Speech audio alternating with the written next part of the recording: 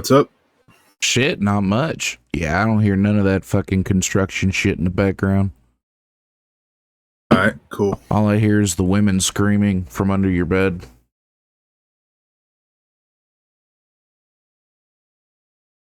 Oh, it's gone now. Oh, shit.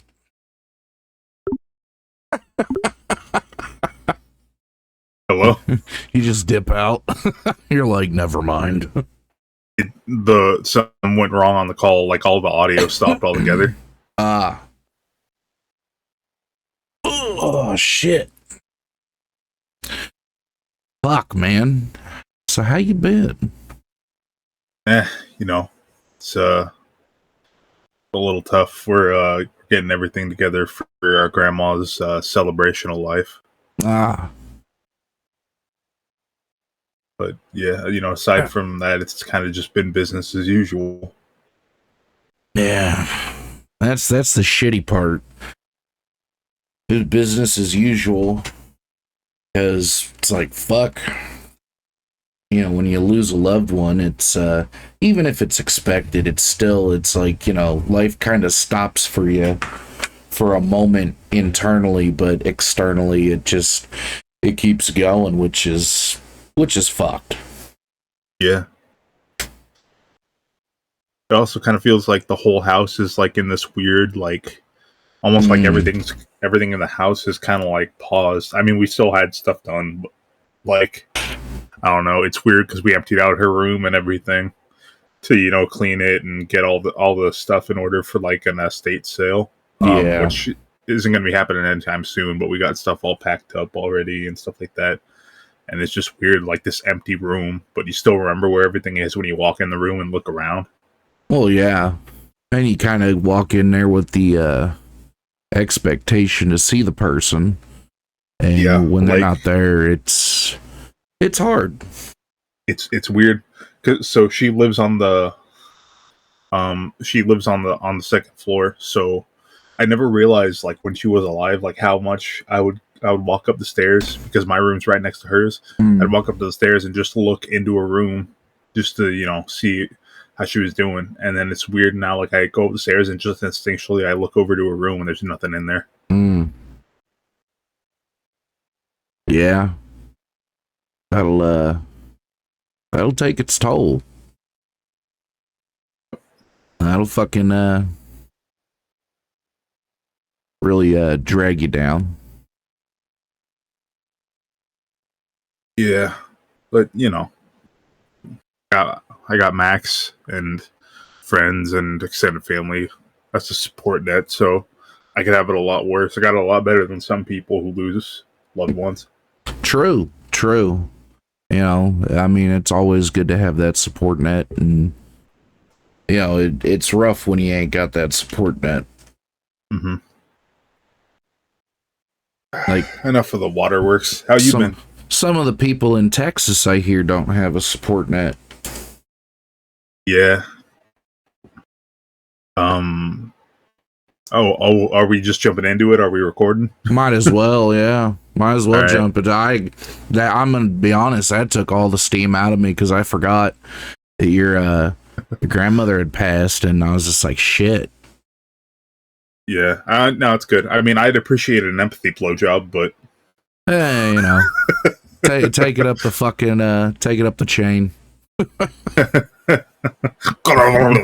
Me too. So for those of y'all who don't know, there was a recent tragedy in Texas. I think it's only like 3 days later as of recording this that it happened. There was a huge flood, and at the time of recording this, last I heard it was at least 51 confirmed dead, and who knows how many missing. I'm sure, unfortunately, the numbers will be higher by the time this actually goes up. But there are a lot of nonprofits that could definitely use a lot of donations right now to help people who are still thankfully alive to get pay for the treatment for any injuries they might have sustained, to pay to maybe have their house rebuilt or relocate somewhere else. And to put towards the relief efforts for searching for people who've gone missing or are unaccounted for. And unfortunately, there's a lot of scammers out there taking advantage of the situation and set up their own fake nonprofits to pocket the money and run. So I wanted to make everybody aware of the situation in Texas going on right now, and also just name a few of the legitimate nonprofits that have been listed on, like, the news and stuff like that, so that you guys know if you do want to donate where you can send the money to, and rest assured that it's going towards a good cause and it's not getting stolen by people who are taking advantage of the situation. So, you can donate to the Care County Flood Relief Fund, Southern Oaks Church, TEXAR, that's TEXSAR, Texas on Mission, and the Salvation Army of Careville. So those are just a few. You can look online and search for any relief efforts that they've listed, like on the news or any reputable sources. You can find a lot more, I'm sure, but those are the ones that I come up with off the top of a quick Google search to make sure they're legit. I'm going to be donating an undisclosed amount myself to one of these relief efforts. I don't want it to be all about like, oh, look at me, I'm donating money, I'm doing a good thing. But I think it's important that during times like these, that we come together and help our fellow human being, even if you're someone who's listening who's not American. If you have the money to spare, it goes beyond nationality. It goes beyond what country you're from. I think we should all, in times of stress and duress, do what we can to help our fellow humans. So I just want to make people aware of that. And if you feel so inclined to donate, that's awesome. If you can't donate, obviously I understand times are tough, but if you can, just spread the message around. Look up the legitimate relief funds and find their sites, spread those around the best you can, let people know what's going on. And if you're the religious type and you think that prayer will help, obviously I'm sure your prayers would be appreciated, even if people aren't aware of it. But I think it's important that we can all do a little something, do what we can to help people that are going through a tough time right now. Yeah. And of course, we're not affiliated with any of these groups, so no, not at all. We're not like sponsored by them or anything. Yeah, this is just about trying to get help to the right people. Yeah, and I would say that we would put some links in the description, but we want you to feel confident in your search for a legitimate group. Like, all right, this group I'm comfortable with donating to. And because me personally, I'd feel like shit if I was like, yeah, here's a few links, and come to find out they're fucking bullshit. I've already done the best I can to verify the ones that I listed, but just for just for peace of my own mind, I'm going to double and triple verify those, and I'll make a post on Twitter, so that the onus is on me. I don't want Boz to get a bunch of comments saying, "Oh, you piece of shit, these are fake orgs," and then I'll do extra research after this just to make sure. You dirty Jew. But yeah, I know that's a big thing. Every time there's a tragedy, people want to swoop in and just leech off of people who mean well and are trying to help people, and then take money away to fill their own pockets. And I want to make sure that doesn't happen as much as I can, just where we're concerned. But the ones that I listed, Southern Oaks Church and Care County Relief Fund, I know for a fact that at least those two and TEXAR are verified and they're safe. And also, when you get around to it, make sure to apologize to Jeffrey Epstein, because it was found out he was innocent and that he actually did kill himself. Oh, yeah, and there's no client list at all. There never was. What are you talking about? You're crazy. And Ghislaine Maxwell is sitting in prison for 20 years for nothing. Yeah. Nothing. We've heard of victimless crimes before, but I don't know if there's ever been crimeless victims before. Yeah. That's a new one. So, yeah. Hence why. Just do a quick Google search and verify on your own, because yeah, definitely don't want to just take the word of people that you may or may not know and just go off of that. So yeah, just do a quick Google search, and whatever one makes you feel comfortable and you're like, you know what, I can verify these, go for it. Master BATR Cast. Bass on the left and Slacker on the right. Two idiots who masturbate all night, talking about nothing at all, just throwing shit at the wall. This tavern's got no atmosphere. Ever since we stepped in here, pull up a chair and pick up a drink, 'cause we got topics that'll make you not think. Master BATR Cast.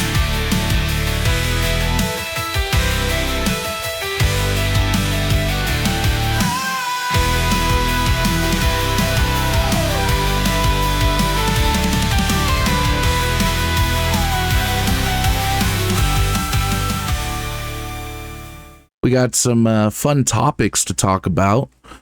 It's been a minute. It's been a long minute, and the reason for that is because we want to come to you with some good topics, some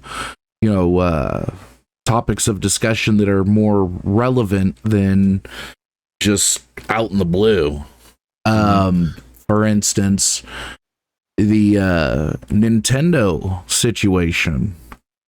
Them being anti-consumer, the Stop Killing Games pirate software drama. We'll talk about that a little bit.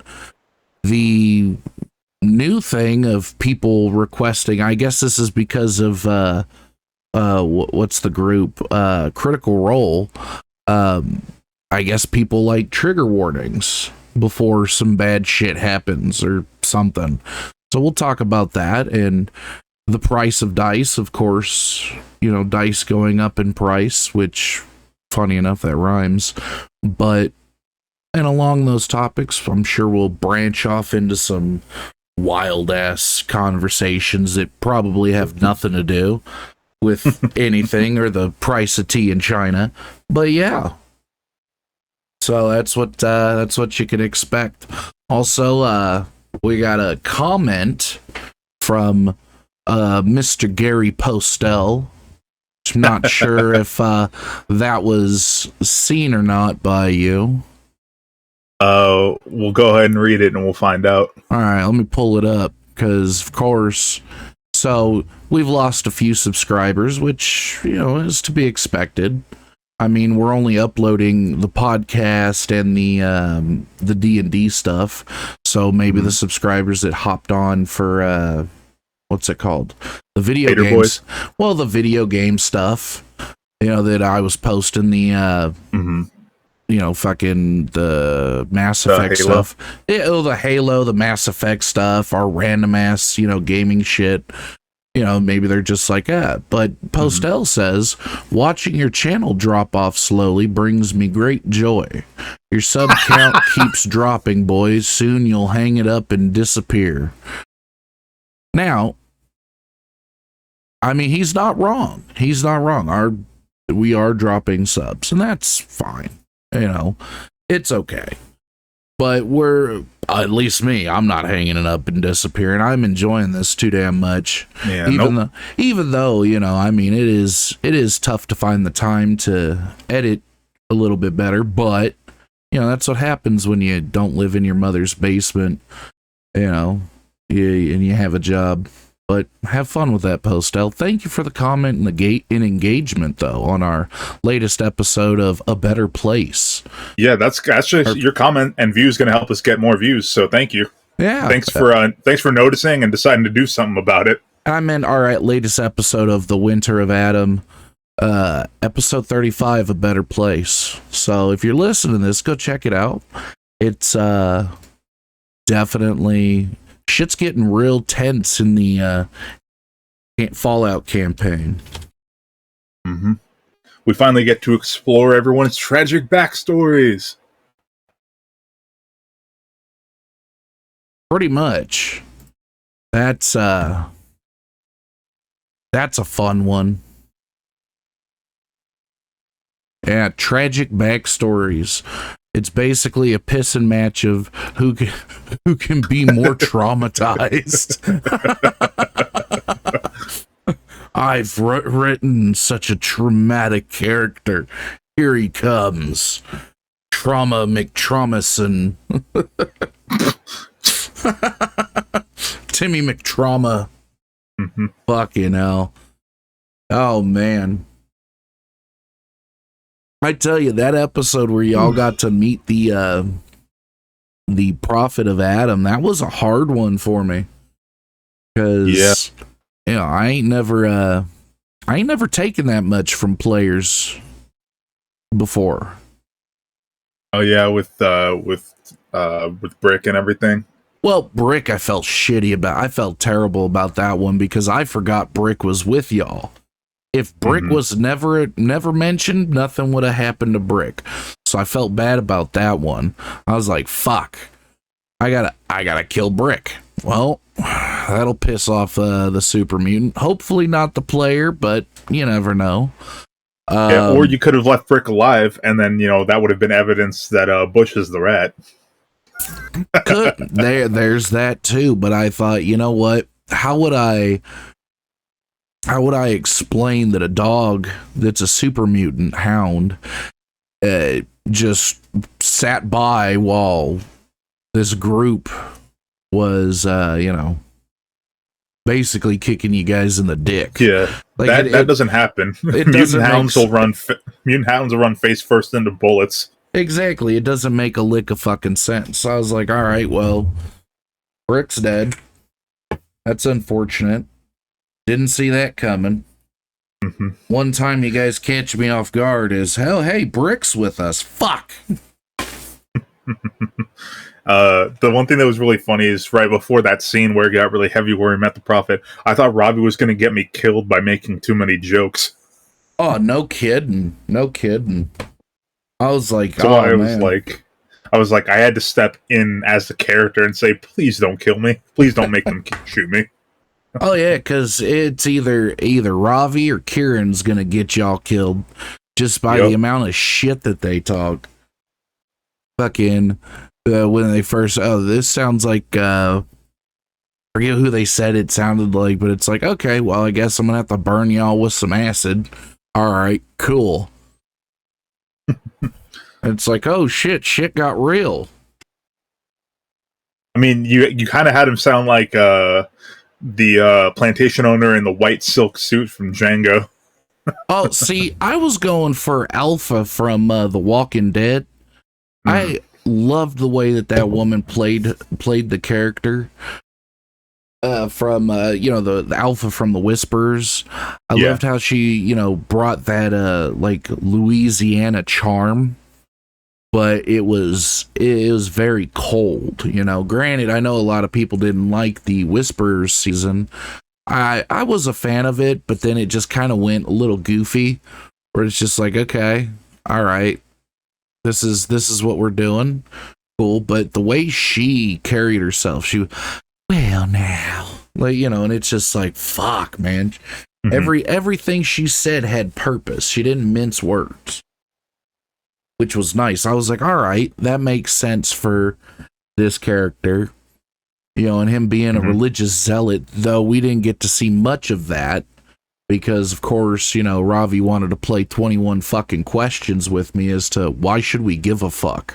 It's like, y'all ain't really had a chance to dive into your backstories. I'm trying to give you guys that chance.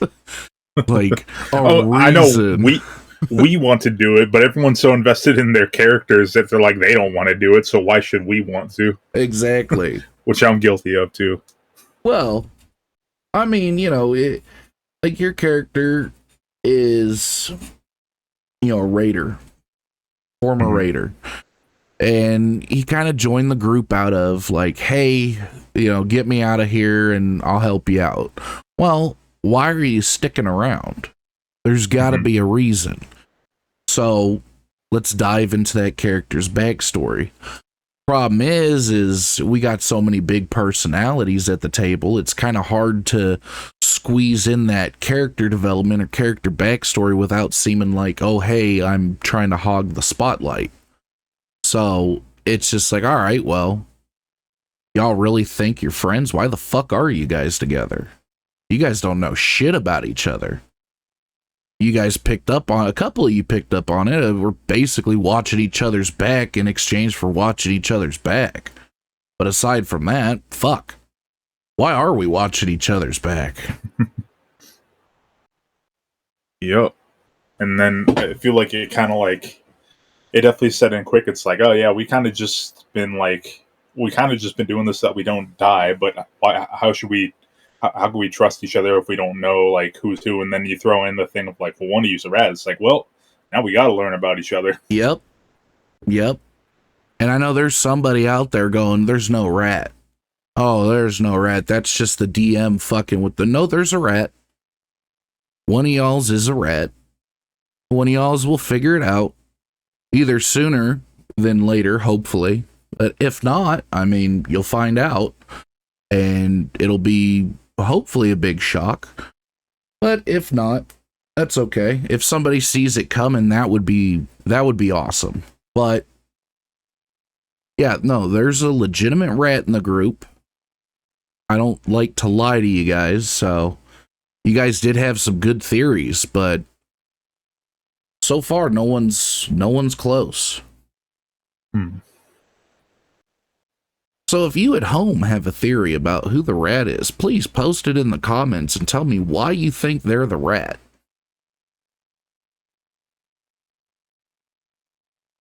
And that kind of segues into, the whole trigger warning thing, because apparently, I don't know if you've seen, I don't watch Critical Role. I haven't watched them since doing this. I guess they did something in one of their most recent sessions that, people were pissed. I mean, legitimately pissed. That's surprising. Yeah, well, they're pissed because they didn't get a trigger warning. I mean, look, I understand that there's some content that's a little sensitive for some people, but if it was good enough for YouTube, then it can't be that bad. Well, that's kind of my feeling is I heard about this, kind of through the grapevine that Critical Role has gotten so big that you're damned if you do, damned if you don't. You're not going to be able to please everybody. Exactly. I haven't watched Critical Role.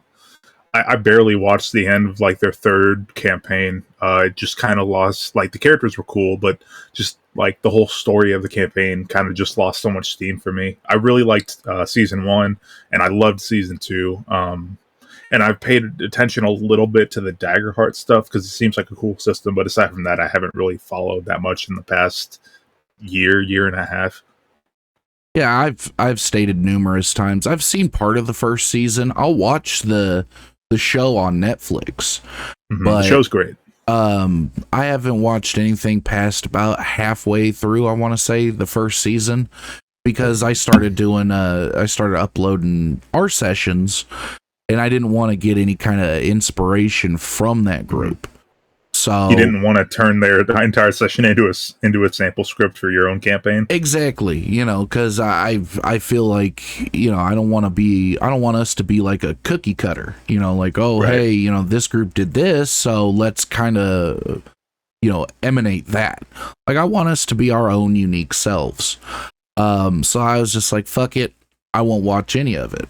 So I've been kind of out of the loop for a while. But yeah, I saw this creator pop across my screen. Now, this is a big creator. I don't know their fucking name because I honestly did not commit it to memory because I do not watch D&D shit. But this guy pops across my screen and he's talking about how easy it is to put a trigger warning, how he always puts trigger warnings in his videos.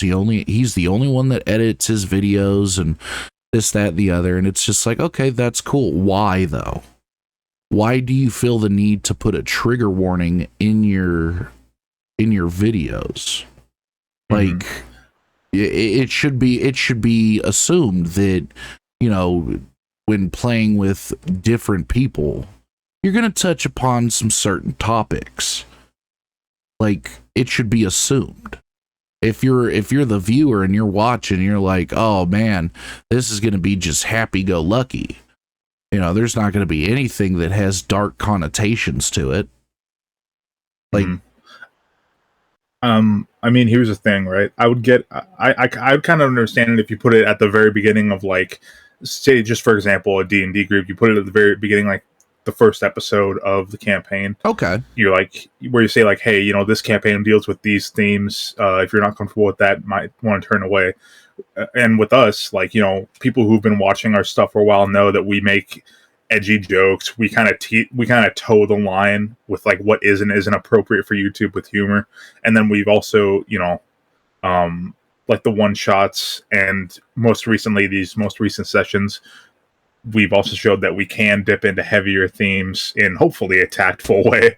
But you know, we do handle, like, heavy themes with stuff revolving around our characters and the stories we want to tell with them. But people know that if they've been watching us for a while, so there's no real need for a trigger warning, you know? Well, and if you know anything about the Fallout world, it's you know, it's got its humorous moments, sure, but it's a dark world.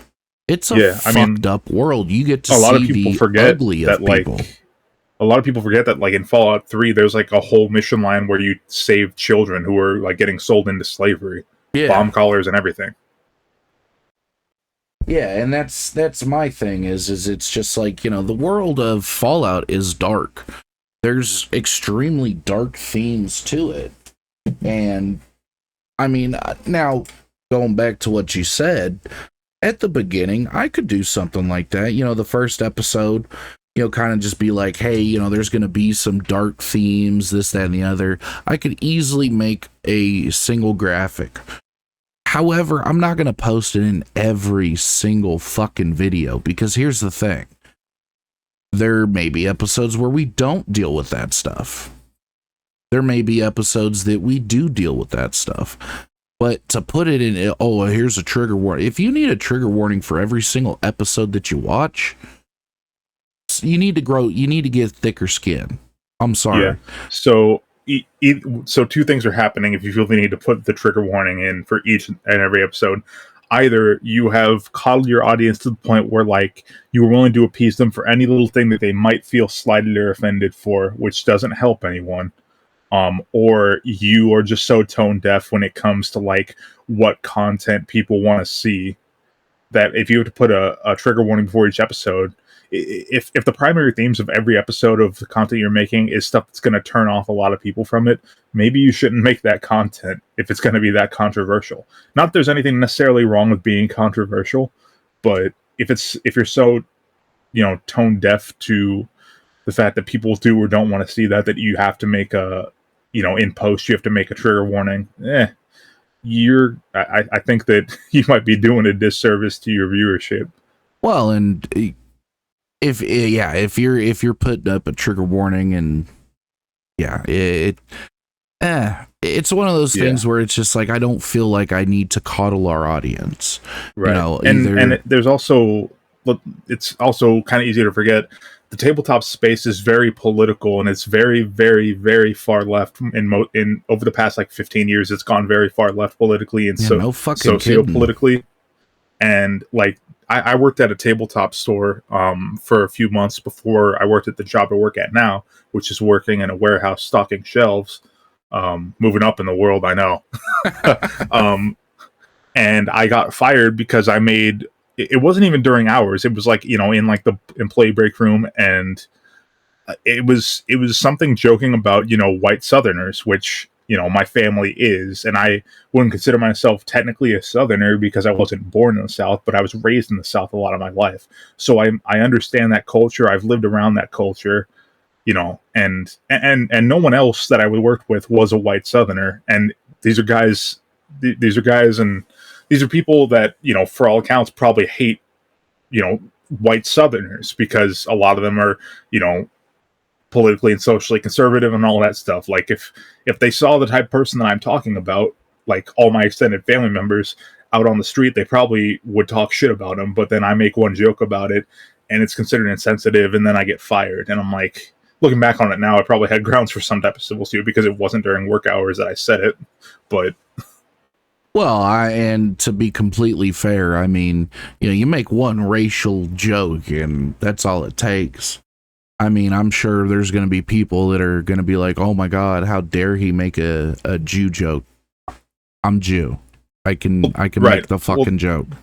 That's the thing. I've been told that white people are still perfectly fine to make fun of, which I'm fine with, by the way. I think everybody should be made fun of, but exactly. Kind of going back to what you were saying about the political, I guess you could say, atmosphere around D&D and just tabletop games in general. It is very much a far, I wouldn't say even far left, just I'll say left leaning atmosphere where and that's fine. If that's how it is, that's fine. What I don't like is when you have these people saying, oh, you need to be accepting, you need to be inclusive, you need to be this, you need to be that. And it's just like, okay, that all sounds good, but then you see the same people saying that conservatives and right-leaning people don't need to be in D&D. They just need to get the fuck out of that space. It's like that's where it's just like, I thought we wanted it to be inclusive. That's why I kind of just, I mean, I even have it in the rules, like, leave the politics out, because it gets tiresome talking about politics. I mean, fuck, it's in everything. I mean, hell, it's gotten so bad that it's people's fucking identity. Like, their political alignment is their fucking identity, and it's just like, yeah, that's where you lose me, because I'm not a fan of that shit. That's why it's just like, we'll have political shit in the world, but it's not going to be, or at least knowingly, tied to current political affairs, because it gets too fucking heated. And yeah, I don't care for that shit. But the same people that tell you, oh, hey, there should be a trigger warning, oh, hey, you should be more inclusive, oh, hey, you should be more accepting of these people, are the same ones that will turn around and say, yeah, fuck this group of people because I don't agree with them. It's like, you can't really say that, because either one of two things is occurring. Either you're a hypocrite or you're just full of shit, and you're trying to appeal to one group of people. And yeah, if you watch our stuff and you're a left-leaning person, cool, great, we're glad to have you. If you're a person that watches our stuff and you're right-leaning, cool, great, glad to have you. Do not care for your politics, though, either side, because at the end of the day, I just want to enjoy D&D. I don't care who you voted for, because at the end of the day, you voted for them for the reasons you did. I don't care.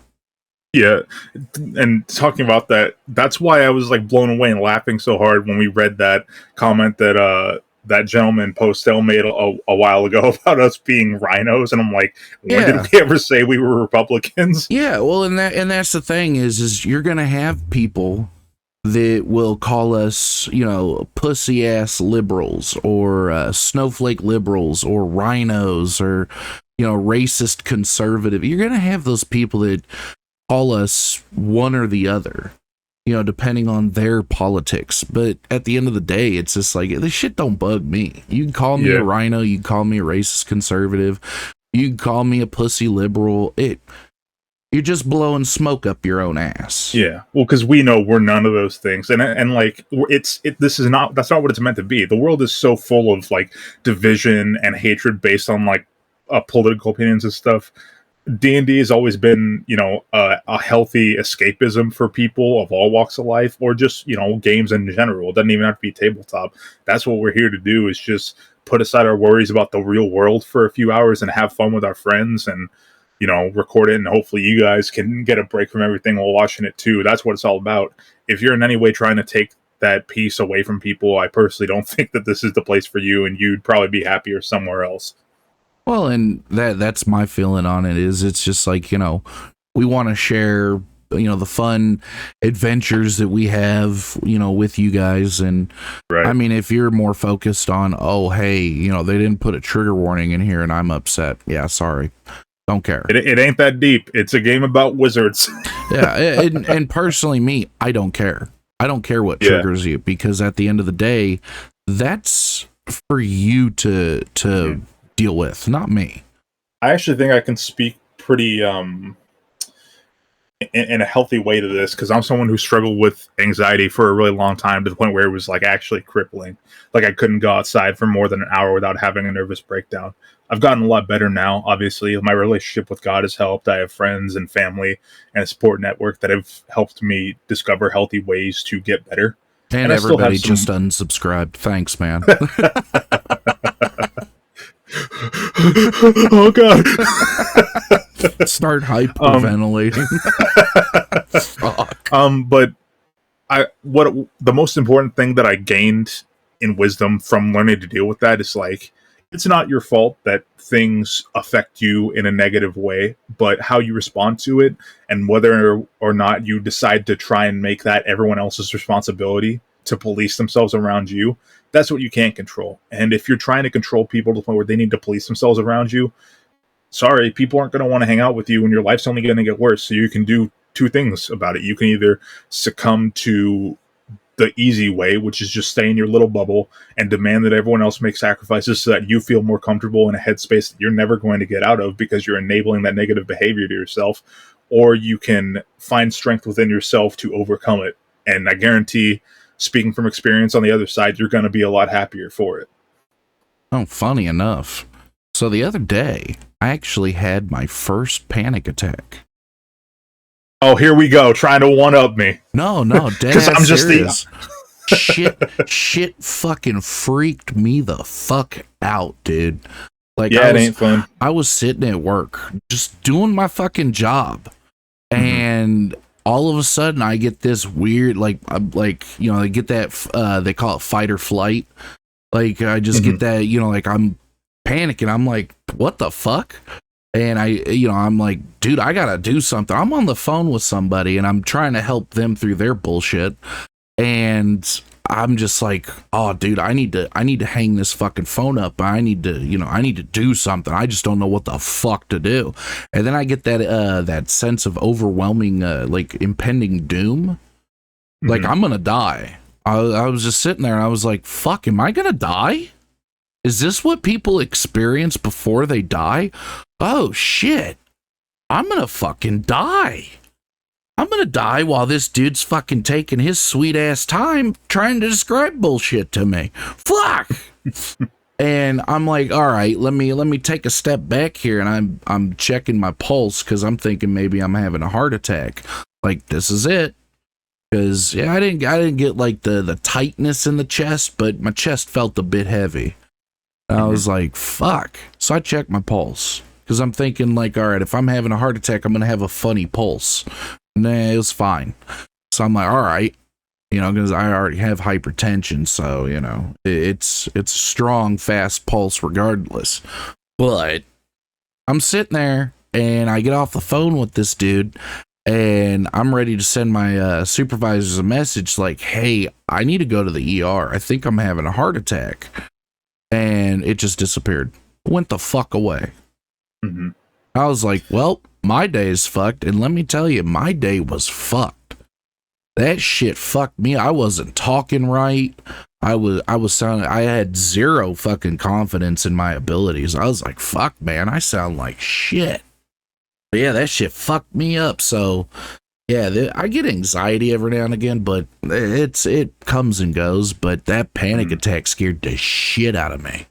So yeah, those of you that get panic attacks, I do not envy you. I hope I never get one again. But yeah. So what he's saying makes complete sense. Just try to get out of that bubble. Try to better yourself instead of having everybody around you fucking just cater to you. It's very easy when you're feeling things like that for people to say that they can't do it, but I promise you, you can. Like, there might be extreme cases where you need medication or something like that.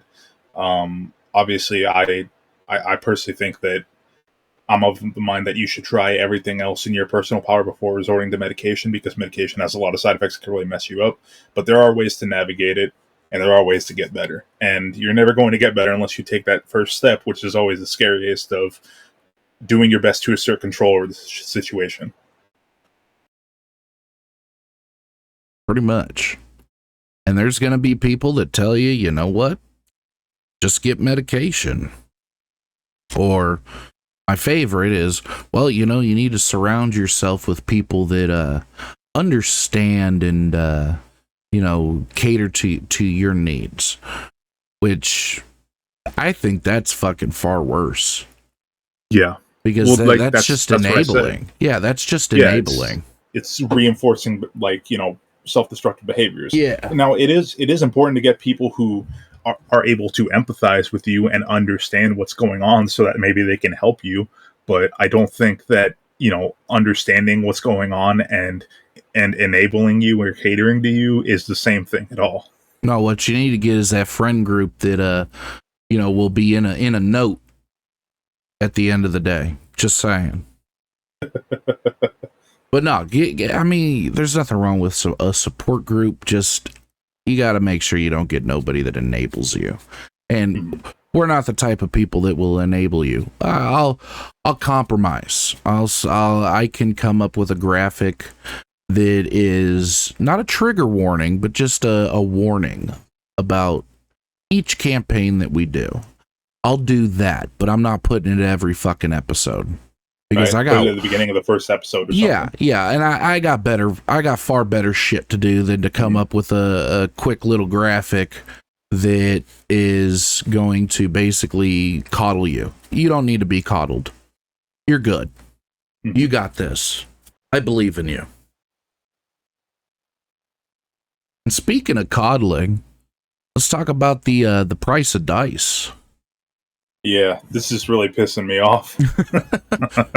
All right, champ, tell me about it. It's okay. Right, you can tell me. I don't know if it's just the area that I'm in, because I do have like 2 or 3 game stores within not within walking distance, within, like, you know, a 10-minute driving distance of where I live. Because there's one in my city, and then there's one in the next city over, which is like I'm right on the border between my city and the next city over, so it's a very short drive. And one of the stores is literally right next to my place of work. So it's very easy for me, you know, if I wake up early enough, I'll go, you know, wake up like an hour before I usually wake up, go over to the game store, you know, check out what they got on the shelves, see if they have any deals going on. But most recently I walked in there, and the price of their, even the cheap, like just normal 7-piece Chessex dice, the ones that come in a little like square container, the clear container. Oh yeah. Like, they were all marked up by like at least $5, and I was like, you know, I know one of the clerks there, because I used to work at the movie theater with them. I was like, hey man, what's going on with the dice? Did you guys have like a sale that ended or something? That I was like, was I buying like dice that were on sale this whole time? He's like, oh no, just the distributors, like the price of dice are going up, and we can't get them as cheap now, so we got to mark up the price to make up for the loss. I'm like, oh, okay. So, you know, normally, and I don't buy like super fancy metal dice every week or something. Like, I love a bargain. I don't care if they're like lopsided or the color isn't quite right or whatever. I love getting cheap dice. You'll like, if there's like a $3 like bin for dice sets for like $3, you'll see me in there all day, just getting the cheapest ones I can. I love. Because you're a fucking dice goblin. I am. I love my clickety clackety math rocks. I said it before a few times. I have this long, like, tall cylindrical jar that's filled to the brim with dice. At least once a day, I'll just plunge my hand in there and just grope and fondle the fucking dice. Yeah, it's your hand that goes in there. Sure. Yeah. That dussy. It's that good old dussy. that polymer porosity. Yeah. Um, Jesus Christ.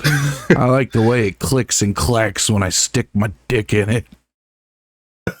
It's not only physically pleasuring, it's fucking auditory.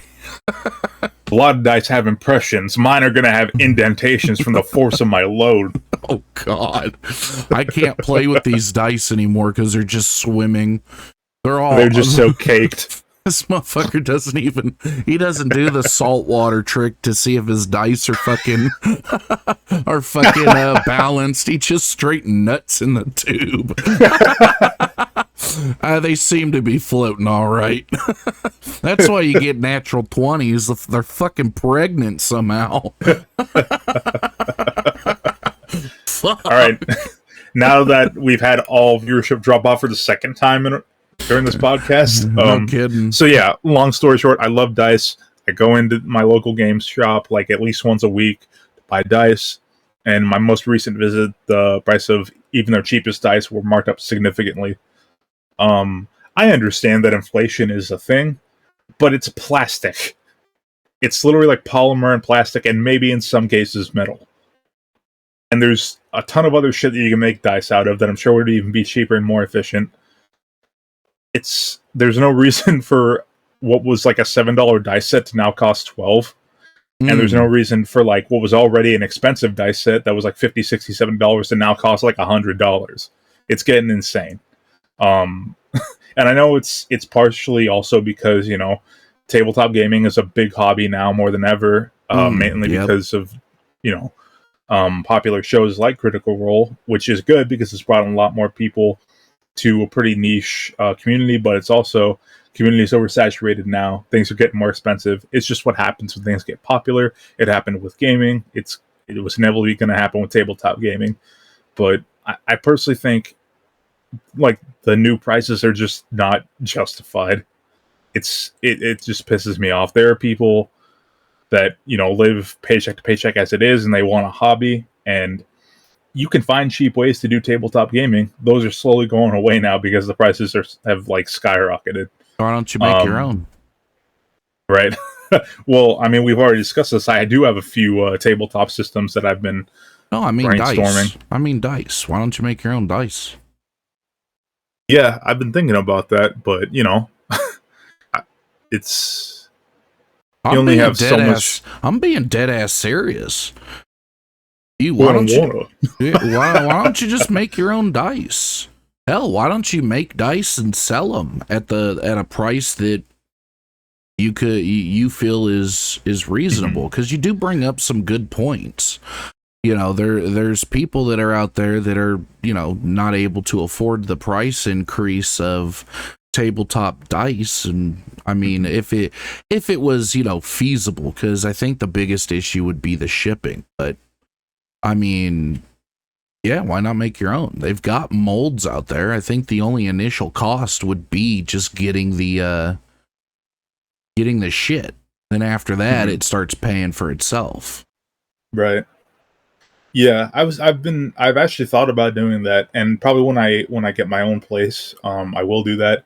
Okay, so it'll never happen. Never mind, folks. I thought we were gonna have B.A.T.R dice, but no, he just too nice to say fuck off. I don't want to do it.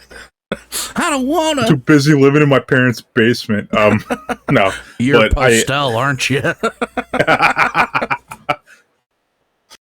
I won't go into detail, but yeah, me and my brother are living with family right now. It's not exactly, not exactly right for us to be in a house that's not ours. We're not paying the mortgage on or anything, and just set up a whole station for pouring dice. Because I literally have no room in my bedroom for it. I'd have to throw out my dresser to make room for it. Yeah, dresser's a piece of shit anyway. Your clothes look fine on the floor. Be a fucking. That's where they all end up anyway, right? Get a milk container. Or milk, what do they call them? Milk crate. Milk crate, thank you. Yeah, get a milk crate. Fucking just throw them in there. It's fine. Yeah, I mean, what do you really need? Like, you know, you need, what, 2 pairs of boxers, 3 pairs of socks, a pair of pants, and 2 t-shirts? I would say 7 of each, realistically, because, you know, you need to wash your ass, and when you wash your ass, you need to have something clean to put on your ass. So, I mean, if you're wearing, Monday's underwear on Friday, but they're flipped inside out, that's an issue. You can squeeze 4 days of clean boxers out of one pair. You wear them normal, Jesus. you wear them backwards, you wear them inside out, and then you wear them inside out backwards. What the fuck? having your dick pressed up against your fucking shit stains. Yeah, that sounds good. My boxers don't have shit stains. I keep my ass clean. It's probably because you got no ass. That's probably I got Hank Hill butt. Yeah, you got Hank Hill's ass. That's fucking. I can fart with all my might. It won't reach the fabric of my boxers. And when you fart, it sounds like a rush of fucking air through a cave. Pretty much. Fuck. Over here wearing them backwards, upside down, fucking inside out. Jesus. That's... Yeah, I'm hitting for the cycle. Yeah, no fucking kidding. God damn. I don't do that. Fuck. Over here just like, hey man, guess what we're doing today? We're flipping our boxers inside out. Come with me as I try to make everybody else think they smell like shit. No, honestly, I would say the most I have more boxers than any other piece of clothing in my wardrobe. Because I found a brand that I like that's affordable and comfortable and they're durable enough. Boxers and socks that you have the most of. Yeah. For damn sure. Any of you listening and you're looking at your one pair of boxers standing in the corner of the bedroom, or tidy whities if that's your thing, and they're standing in the corner held together by fucking thoughts, prayer, and shit stains, it's time to get a new pair, bud. Yeah, I know that us guys love to hold on to our boxers like they're family heirlooms, but when there's like a rip in the taint or it's coming off the waistband, you gotta treat yourself. Go over to Walmart and they don't even gotta be fancy if you're worried about wasting your entire paycheck on fancy underwear.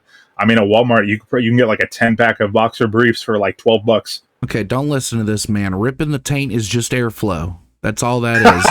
It makes you more aerodynamic. If your waistband is baconing and holding on to the rest of it by a thread or two, it's time to get new ones. But the taint tear, that's fucking airflow.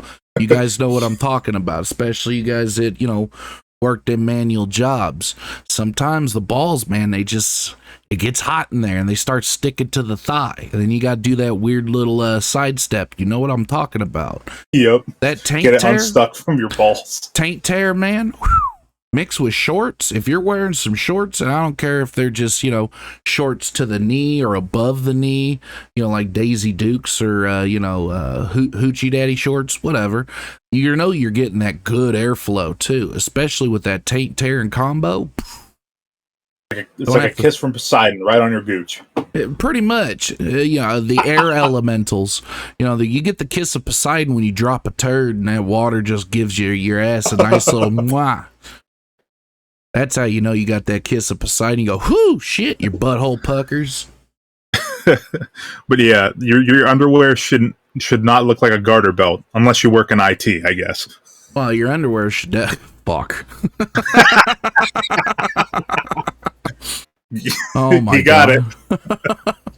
Yeah, you definitely should have more pairs of underwear than you do fucking pants, cuz Yeah, and change them fuckers frequent.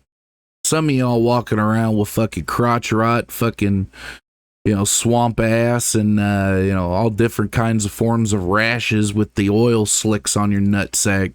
Mm-hmm. You got to stop doing that shit. Get clean. Oh, and if I can just make a PSA as a bigger guy who does take care of his hygiene, because I've learned through trial and error, especially if you're a bigger guy, if your underwear that you wear is more than like a year old, even if you've washed them recently, the smell of your fucking dong stays in the fabric. Please wear body powder, for the love of God.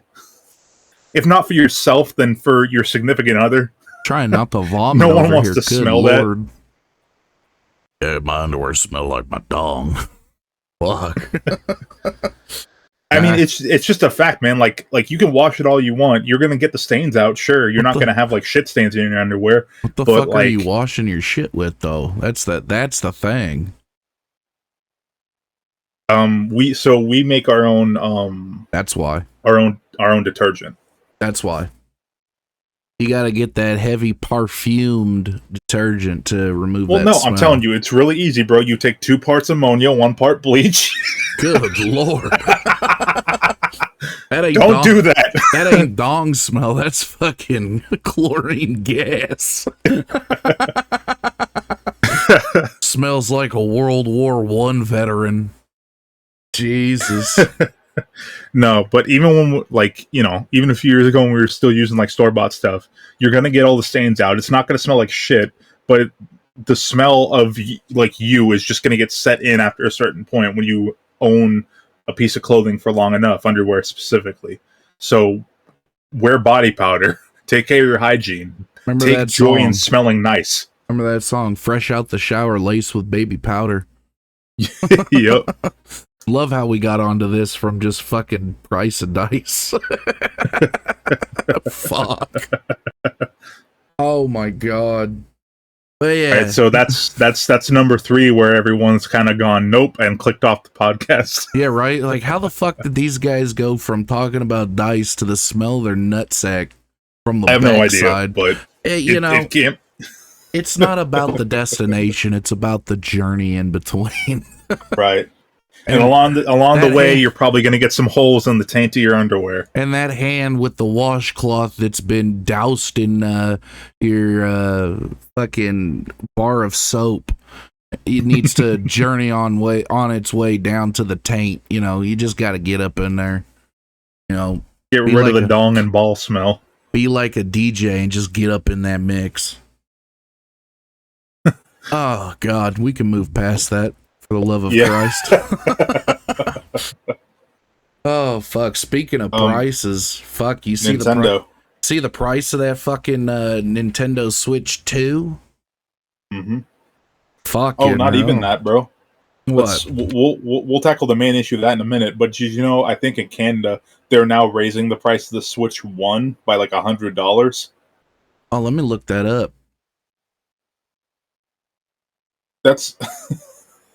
That's like saying, hey, we know you just bought a Ferrari, but would you also like this old Toyota Camry for $20,000 when it's really worth $2,000?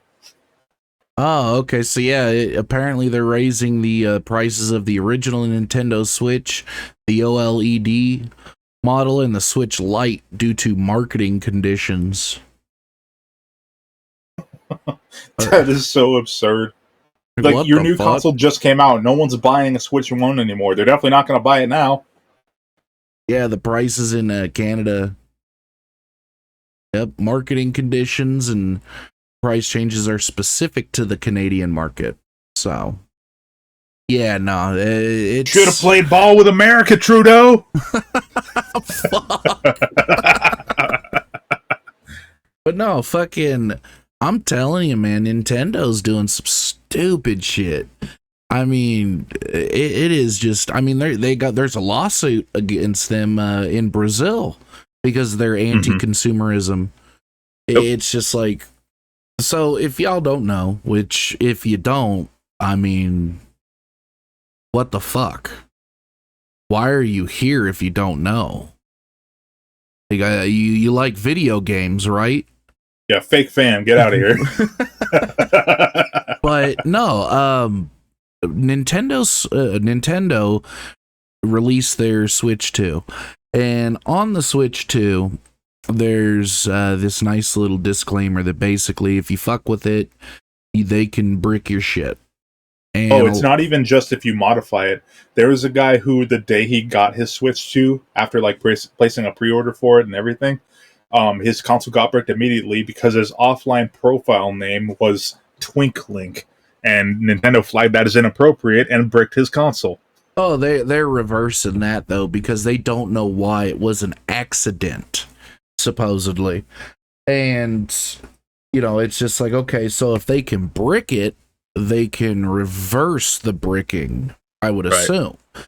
Problem is we don't know if that's the case, if his console's been reverse bricked. But the real kicker is if you modify it in any kind of way, you know, the user agreement basically states that, you know, if you modify it in any kind of way, they can just more or less shut your console off. That's it. You don't get to use the console that you've spent. Where is it at? Let's see. Is this Walmart? Yeah, $500 fucking dollars. Well, there's this one Walmart, and this other Walmart's sending it. Selling it for damn near $700. So $500 to $700 for your new console. Yeah, you don't own that console. Apparently, you only own the license to play it, and they can revoke your license at any point in time. Which, I'm sorry. If I'm dropping, you know, damn near $1,000 on something, I purchased it. It's mine. Now, a lot of people are saying, well, this isn't new. This isn't exclusive to Nintendo. You're right. In a sense, you are right. In the user agreements for PlayStation and Xbox, if you modify their consoles, you essentially void the warranty. Yeah, you void the warranty for one, but also they'll shut off your live service, which if you're modding your shit, you're trying to bypass their live service. Let's be honest. You're trying to play games that you have not acquired through, you know, through the market. You know, of course, I'm dancing around it because, you know, I am not against people doing that, because especially nowadays, if purchasing a system states that you don't own that system, then piracy is not theft. Exactly. You know, that's my belief in it. But if you're modifying your console, now, when I say modifying, I mean that you're trying to jailbreak it, you're trying to get it to do things that it normally would not do. There's people that quote unquote modify their stuff to, you know, get a little more power out of it, get a little more, you know, get the fans working better, get a better fan, get, you know, they modify it just physically, but never really changing the, you know, the hard drives and whatnot. I'm not very tech savvy, so forgive me, but modifying is such a broad term because it could mean anything from, you know, upgrading your console to upgrading the system itself, or changing the system and how it operates. Now, Xbox and PlayStation, if you jailbreak that shit, you lose access to the store. But again, if you're jailbreaking it, you're trying to bypass the store so you can just play their games for free. And they don't send out a kill code that basically bricks your shit. Because if I'm correct, I believe Apple got in trouble for that. Because they would do that when the newest iPhone would come out. They would send out a kill code and your shit starts sucking ass. Which I believe they got popped for, because you can't do that. That's consumeritism. Nintendo, however, thinks that they not only can bullshit you and say, oh, well, you only spent, you know, upwards, you know, close to $1,000 for just the right to play our game or our system. You don't actually own the system. So therefore, we're going to brick your shit if you do something we don't like. Now, first week, people got their hands on the Switch 2. They're already complaining about stick drift. Now, you had the Nintendo stand saying, oh, there's nothing wrong. Look at me. I put this game thing in there where I have all my physical games on just one cartridge. Blah, blah, blah. Look how good it works. I haven't bricked my shit. I think that guy's shit's bricked now because he used the illegal software.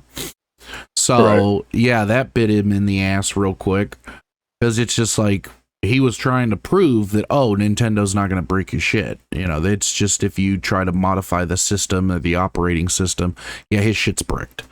They have a little button on there. It's a C button, and it's so that you can chat. Well, you can't just chat with your friends. You have to pay for a service so that you could chat with your friends. Now, again, that's nothing new. If you want to play on PlayStation and Xbox, you know, you have to have their live service subscription. And you have to pay for that. Nintendo has a live service subscription, but from my understanding, they tacked on to the live service subscription the ability to chat. So you'll have to pay extra if you want to chat with your friends, which that's a bit goofy. That's bullshit. That's a bit goofy to me, because it's just like, hang on, not only am I paying for internet, but I'm paying to play your games on the internet with my friends, and now I'm going to pay you extra to talk with my friends. And that's a bit goofy. I think it's only like $5 or $7. Then to top it all off, I mean, their library consists of just upgraded games. And even then, the upgrades, from what I've seen online, the upgrades aren't that substantial. Right. You know, oh, I get to play this game in 60 frames, you know, as opposed to 30 frames. The game still looks like shit, but at least it runs smooth. Well, I mean, smooth shit is still shit. You know, it is what it is. You had that one guy who transferred all of his stuff. He had 20 years worth of Pokemon. Oh, yeah, and it just got completely deleted because it didn't wiped. copy over right. Yeah, it got wiped. And it's just like, he's I felt fucked. so bad for that guy when I heard about that. Fucking 100%. Because it's just like, that's 20 years of his life he's never getting back. And I mean, I could relate if I was in the same position, because Pokemon was such a big part of my childhood. Oh, dude, I love Pokemon. However, I don't love Nintendo. I don't love their anti-consumerism. I don't love how they're apparently going after a game I enjoy personally, Pal World, over some of the goofiest shit. You know, now there's going to be people that are like, oh, well, Pal World's just a ripoff of Pokemon. Well, Pokemon's just a ripoff of fucking Dragon Quest. So, you know, let's be honest. Every game that is ever created, especially in recent times, is just a ripoff of another game. Except maybe they do something better. I mean, that's just how shit is. Yeah. You know, I mean, from what I understand, they would have a case if they had gone initially after them for, like, their character designs, because some of them are almost like drag and drop redesigns, right? Sure. But from what I understand, they went after them because of mechanics. The mechanics of, like, the capture system.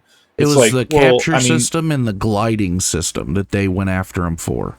Because the thing is, you know, you can parody things because it's protect. Now, these are Japanese companies. So I'll be honest, I don't know Japanese law, nor am I going to pretend that I know. But at least here, you can parody things. You can make things that look similar. It doesn't apply if you're distributing to the world. Now, Nintendo, go back and look at their first gen Pokemon and look at Dragon Quest's monsters. There's a lot of similarities. Now, nobody said shit because, again, it's what people do. I mean, fuck. The first platformer out there, I think it was Super Mario. And how many platformers have been out there since? You know, should Nintendo go after these people and say, "Oh, hey, we invented platforming, therefore you don't get to do it"? I mean, you're going to have a world where basically one company owns the rights to system mechanics. But now, that'd be like Call of Duty suing Battlefield and claiming, you know, property of, like, the shooting genre. Oh, the military shooter? Yeah. And here's the thing. Let's go and say, hey, you know, Activision, or I think it was Activision that started the Call of Duty series. They, you know, decided, hey, we're going to sue DICE and EA for creating a military shooter that's, you know, a ripoff of our stuff. So they sue. Let's say they win. So now EA DICE cannot create another Battlefield game. So now you're stuck with just Call of Duty. And then subsequently, they start suing every other company that comes up with a military shooter. Well, now you're stuck with one military shooter. And you're going to have those Call of Duty stands that are saying, like, oh, well, Call of Duty is the greatest fucking thing since sliced bread. You know, I can't come unless I play Call of Duty. But I'm not talking about them. I'm talking about you as the just average consumer. If you enjoy Call of Duty, great. If you enjoy Battlefield, imagine a world without Battlefield. If you enjoy any kind of military shooter, imagine a world where Call of Duty is the only one that exists. And now, we both know that Call of Duty has had some damn good entries and some damn shitty entries. There's no Battlefield to jump to. There's no other military shooters to jump to. You just have Call of Duty. And then on top of that, you could take it even a step further. What was the first game that was a first-person shooter? Was it Doom? I think it might be. I think it might be Doom. I'm not too sure. Say Doom sued every other first-person shooter game. Doom's a good game. I haven't played the new ones, but I do like the way it looks.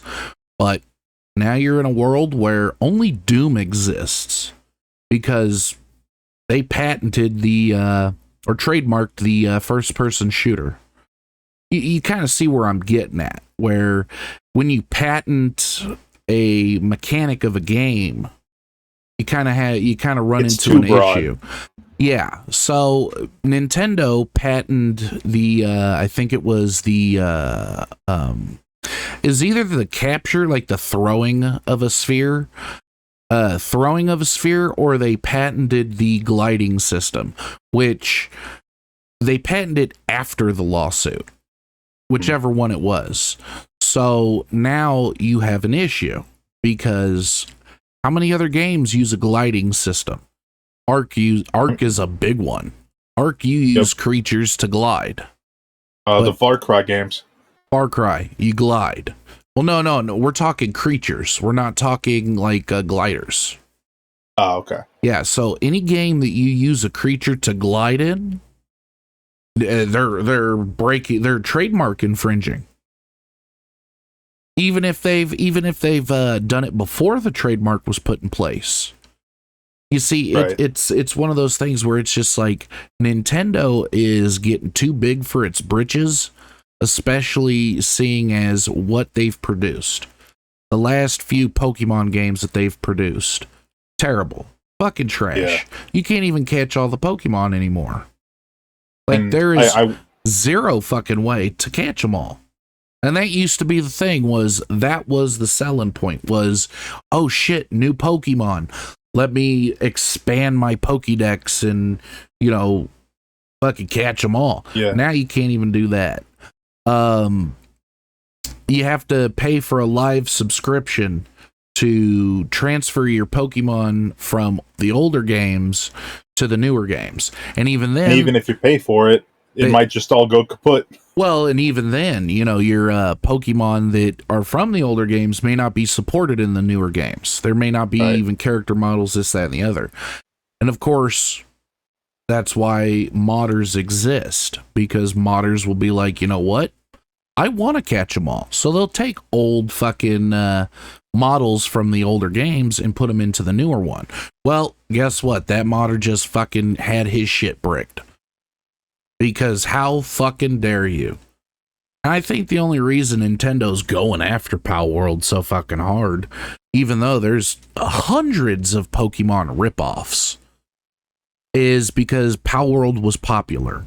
I think that's the only fucking reason. Is because Nintendo saw that Power World was going after the same market, and they made a bigger splash than these other companies. And they said, well, fuck you, that's our money. So, yeah, fuck Nintendo. I'm not a fan of that shit. Neither am I. And I wish I could say that Nintendo's going to learn their lesson in like 5 to 10 years when everyone stops putting up with it. But we all know, and it's not just with Nintendo; it's with every fucking game company, every fucking game developer company. There are people that are going to be so head over heels and just like fanboying for the franchise or the company or whatever that they could drop trout and shit in their mouths and they thank them for it and still pay for it. So, you know, Well, unfortunately, it's going to continue to happen. And here's my thing. Like, if you like Pokemon, if you like The Legend of Zelda, if you like Super Mario, that's cool. 100% that's cool. More power to you. I love the Legend of Zelda games. I love the Pokemon games. Not real big on the Mario games, but, that's neither here nor there. However, there's multiple ways of going around dealing with Nintendo and not putting money in their pockets and still getting to enjoy the fucking game. Because I'm sorry, if I don't own the thing I purchase and you can take it away from me at any point in time, then piracy is not theft.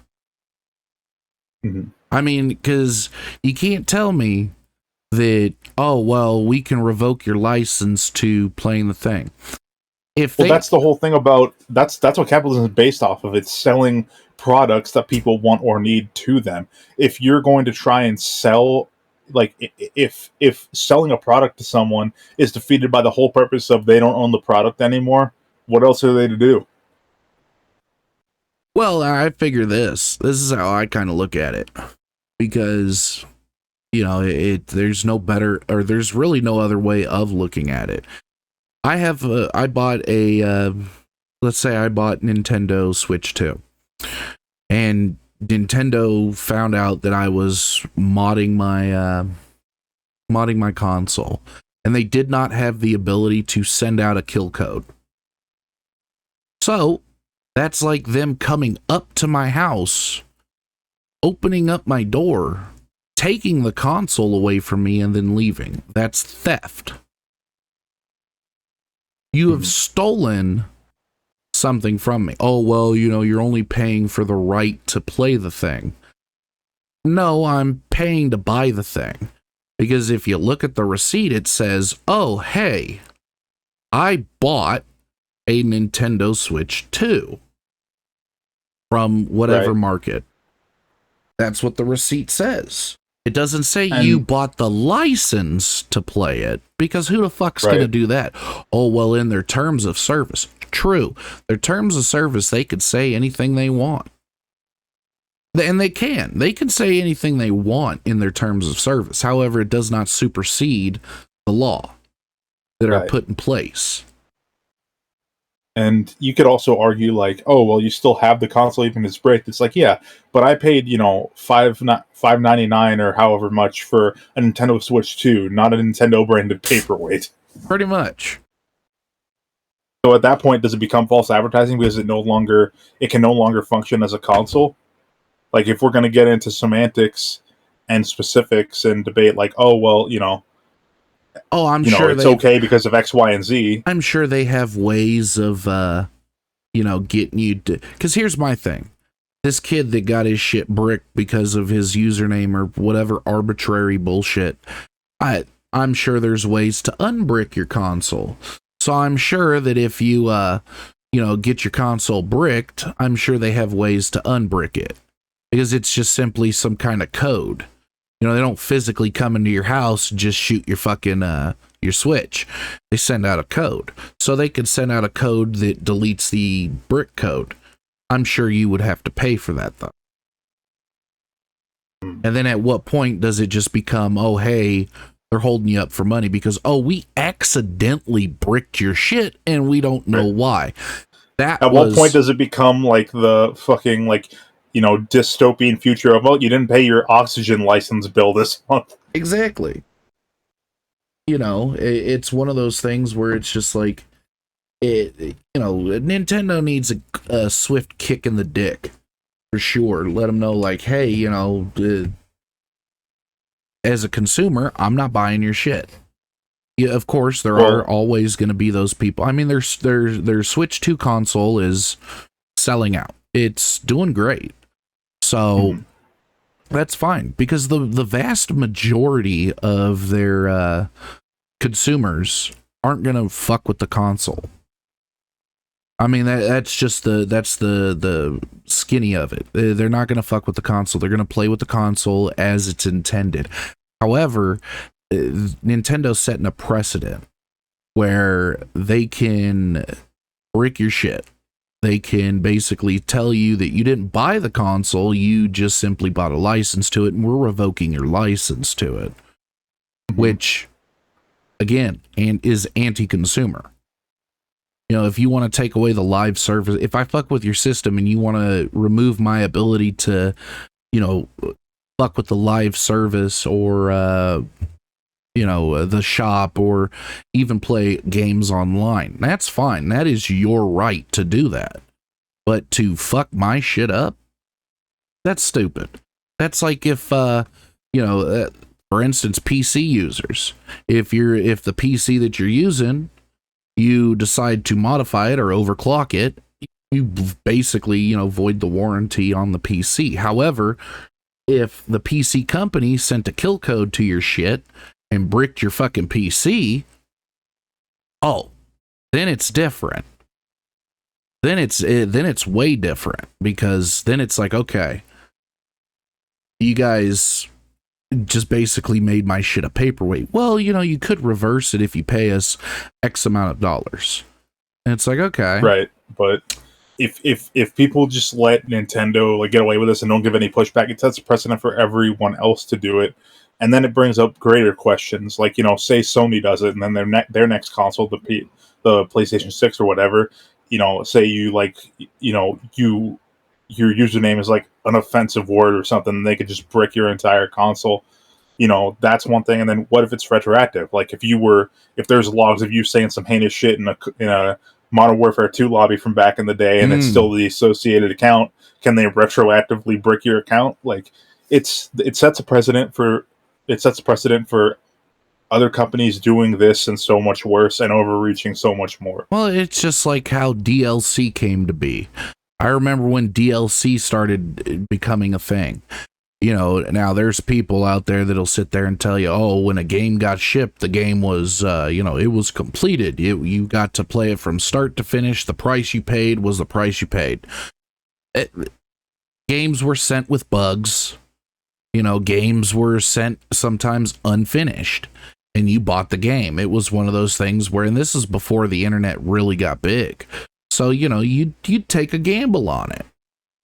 And then, you know, if the game was a great game, word of mouth, or you'd see advertisements for it.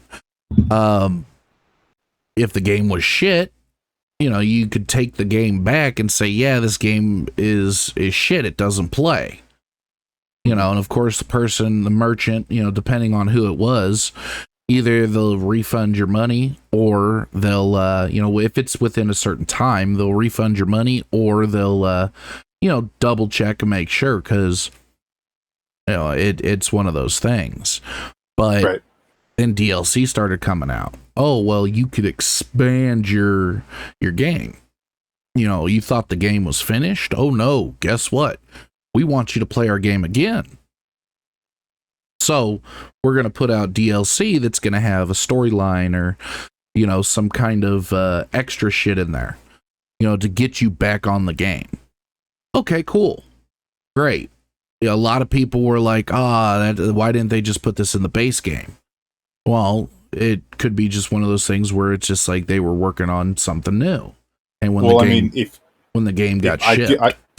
I give you a pretty unanimous example of like how microtransactions have kind of like changed gaming for the worse. Dragon's Dogma 2. It was a great game. I really loved it. I played Dragon's Dogma 1 back in the day. I loved it. Played Dragon's Dogma 2. It's a great game. I enjoyed it even more. But they have like these fast travel tokens or crystals or whatever. And I'm pretty sure you can you get one or two at the beginning, and you can unlock ones like incrementally as you level up or whatever.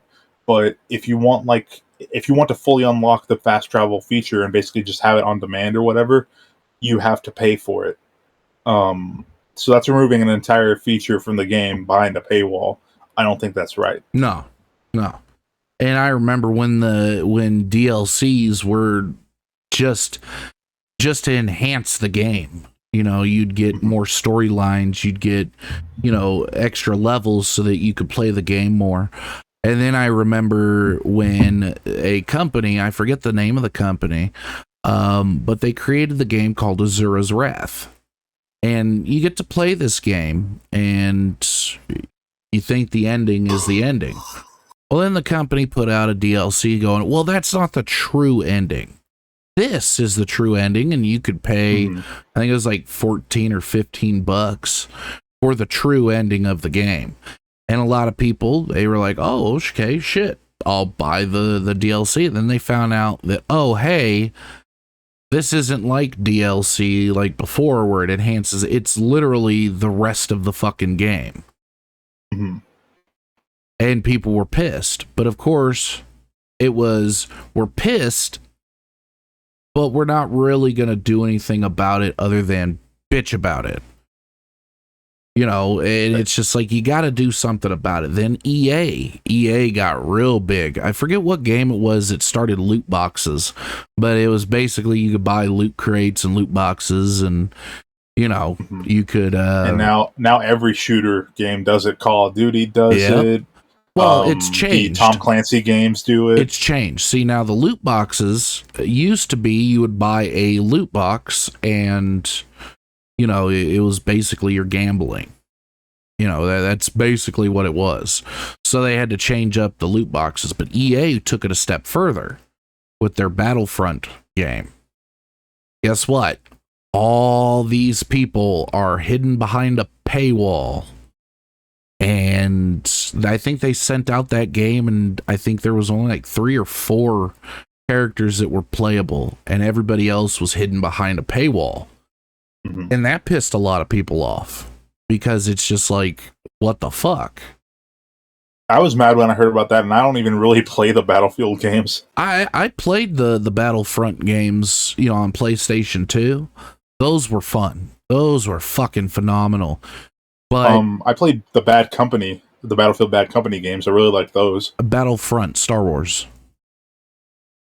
Oh, Battlefront. Sorry, I thought you said Battlefield. Yeah, no, Battlefield was a fun game. And, I played Battlefield 3, Battlefield Bad Company, Battlefield 4.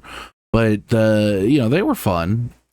Battlefront, though, they really just kind of fucked over the consumer on that, and they got called out hard, so hard, in fact, that they ended up switching everything up. I believe now everything is unlocked, and, it's a full-fledged game. People are actually enjoying it now, which, hey, cool. That's great. Y'all bullied this company into, not being pieces of shit to the consumer.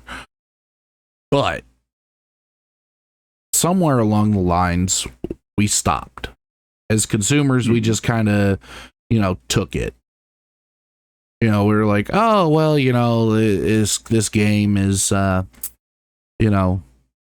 this game's not the greatest because, lots of microtransactions in it. And I don't know why there's microtransactions in it, but, I'll still play the game. Not a fan of microtransactions, because I forget who it was, but they ended up making microtransactions just purely cosmetic, where it was like, oh, you could get these skins. Like, you don't have to do the microtransactions, but, you could if you wanted to. Which, that was a step in the right direction, but then, of course, as time has progressed, microtransactions have gotten a little more prevalent, where games are now, all of them are live service, where, oh, you have to have this live service subscription, or sorry, let me rephrase that. You have to play their game online. Even if it's a single player game, you have to have it online because it's a live subscription service. And if you want to do all this extra fun shit, you have to buy their battle pass or whatever the fuck they call it. You don't have to. You don't need to. You could still play the game. You still need an active internet connection, though. So you can't really truly play offline. Right. That shit. It's just like, okay, so now you're kind of forcing me. DLCs have almost disappeared, and just they're now going to live subscription things where it's just like, instead of them like for instance Conan is one of those games where it shouldn't be a live subscription service, yet they made it that. Of course, they've gotten rid of the battle pass, which it's just like, well, yeah, the battle pass was shit. I don't like the ideas of battle passes to begin with. No, because they're time sensitive, and not a lot. Like a lot of people don't have time to play every day to get all the content that they're paying for. But then it goes away after a certain amount of time. I don't think that's right. Well, and that's the kicker, is when you buy a battle pass, you're not buying the shit. You're buying the ability to earn the shit. And if you don't have the time, like most adults don't. That's the rich part of it to me. Is like, all of a sudden, once it's behind a paywall, now they're okay with going back to, oh no, don't pay for it, don't buy it, you have to earn it. Yeah. But they already put it behind a paywall, so it kind of defeats the whole purpose. Yeah, you're paying for the right to earn it. And now some of them will give you like some free shit, which is, it is what it is. However, you're right. When you things come up, and sometimes those battle passes are like $20 fucking just to play them, just to get the free shit, quote unquote. But yeah, something comes up. Say work comes up. Say something in the family comes up, and you can't devote the same amount of time that you have in the past to completing this battle pass. So you just missed out. You just missed out. And you're out $20 fucking. So yeah, at what point do people go, you know what, this is fucking bullshit? Oh, well, now you can buy the battle pass and you can pay to unlock everything. So for those of you who won't be able to complete the battle pass, you could just pay extra to unlock everything. Why not just leave it in that they can just earn it still? Because fear of missing out is a very strong emotion, I guess you could say. It's one of those things where it's just like, oh man, I better get this because I'm not going to have the time. Fuck it, I'll just buy it. And they know it. Yeah. And nobody calls them out on it. And the ones that do, they kind of just say, oh, this is bullshit, but we'll continue to support. Just like game companies that kill their games. That shit bugs the fuck out of me. Because it's just like, oh, well, our game is a live service subscription. Even though it's single player, it's still a live service subscription, and we're done supporting this game, so fuck you. We've got all the money that we can out of you. We're just going to turn the game off. We're going to make it unplayable. Yep. I think the best example of that is The Crew. Oh. Which was a really good game, but you can't play it anymore because even though it's a single player game, it's completely online and connected to the live service that doesn't exist anymore. Yep. And that's just one of many games that have been canceled by the company. And of course, it's gotten so bad that now you have this initiative out there in I think it's the UK called Stop Killing Games. I think I think it's the UK, but it's called Stop Killing Games, and it's basically because of that very reason. Like, hey, I bought your game, and you just decided to shut down the servers and kill your game off. Like, I can't even play it offline. And it's gained a lot of traction, especially recently, because Pirate Software, I guess, put out or said some shit, and people were like, "Oh, he's misrepresenting it. He's this, he's that. You know, he's just a piece of shit." Blah blah blah. And it's just like, first off, the stop killing games thing, I think, is a good idea. I think we need to hold, now granted, it's not out here in the US, but I think it's a step in the exact right direction. Game companies need to be told, like, hey, I bought this. You don't have to have a server set up for it indefinitely, because that's unfair to ask of the company. However, making games, live service, even single player games, is stupid. Well, I mean, stupid. what they could do is, if they're not making profit off of an IP anymore, why not just hand it over to the fandom with like the code to modify it, so that they can mess with the live service thing, so that they can play it indefinitely. They don't have to worry about putting up a server for it. So everybody wins. So that, I know, is the biggest point of contention, and I do have to agree that I think the company handing over the product to the community is a dumb idea. I will agree with that. I think that would just open up all kinds of shit for the company. But so I actually disagree. Oh God, we're gonna disagree. I guess Postel's getting his fucking wish. But let me finish my point though. All right. So they don't have to hand it to the community, but what they could do is put out an update for the game and remove the live service altogether.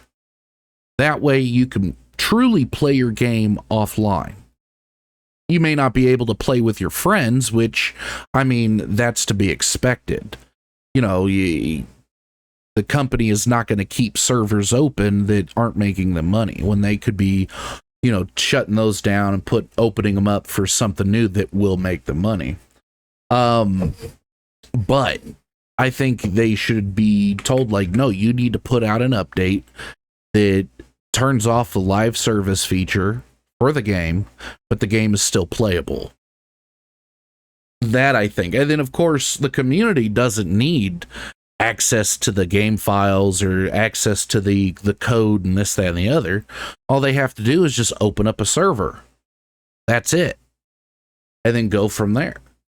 I think that would be perfect. They haven't done, they've done it for Battlefront 2, I believe it is, where there's servers that are up that aren't EA servers. It's just some random dude or random dudes that have servers running for the game purely so that they could play the game with their friends. I think that would work. And yeah, I can get behind that, but I also don't think it's necessarily a bad thing to hand over the code to the community in certain cases. I obviously don't think it should. I don't think it will work with every game, but for something like The Crew, I mean, like, well, when you're handing over the code to your product, you're putting a lot of faith into the community, and you're kind of just letting them peek behind the curtain, so to speak. And that could bite you in the ass, from a company standpoint. But I mean, if they're leaving the IP behind, they're washing their hands of it. It's like, what's the harm, really? Well, and I do see that point, but I mean, from a a standpoint of business, there may be some things in there you don't want kind of being out, like the coding of the game or certain features that are only in that game that may be trademarked or patented or something like that, that if got out.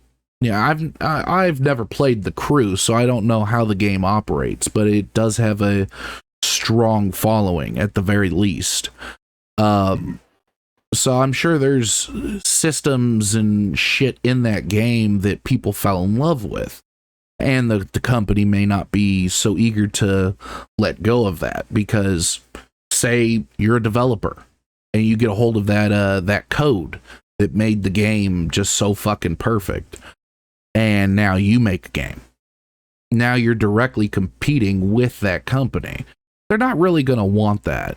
And from a business standpoint, I understand that. But you're competing with a company that left that game behind and doesn't want it anymore. Just that game. I don't personally. Well, just that game. But I'm not saying they're going to make a Crew 2.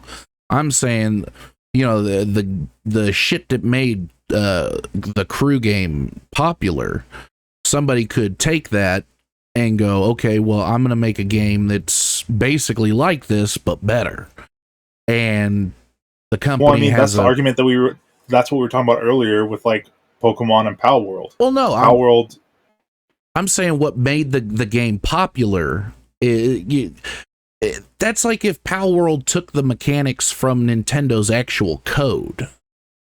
It's different than just using similar mechanics, like the throwing of a sphere or the gliding with a creature.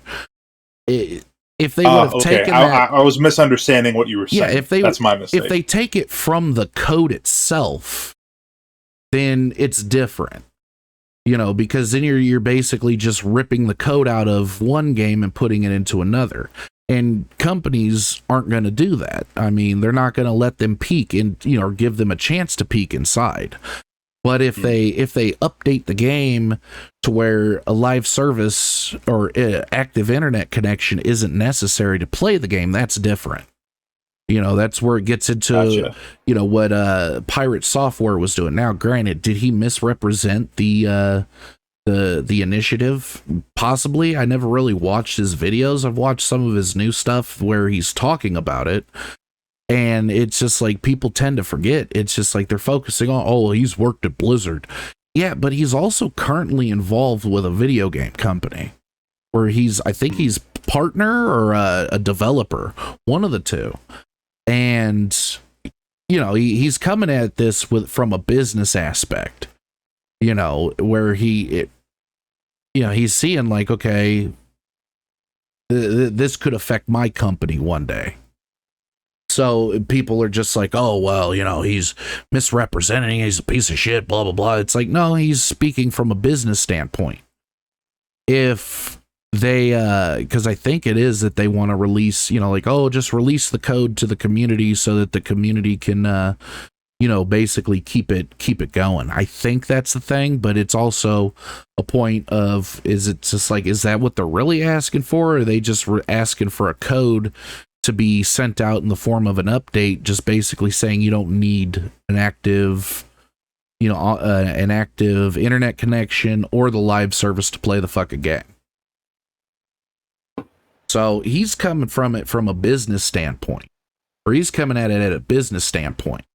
And if he's purposely misrepresenting the initiative, again, it's a business standpoint.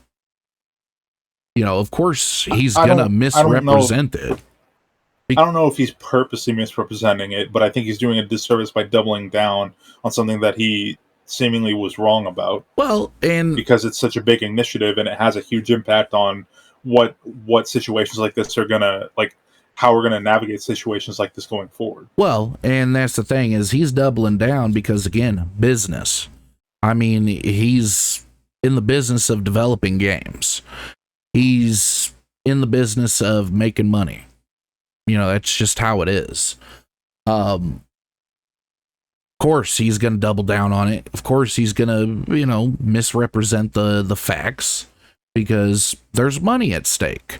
I mean, if I spent, you know, years of my life developing a game and, you know, that game took off and was enjoyed and, you know, now it's kind of just dead. And by dead, not making any money, but it's taking up space, you know, for, say, servers.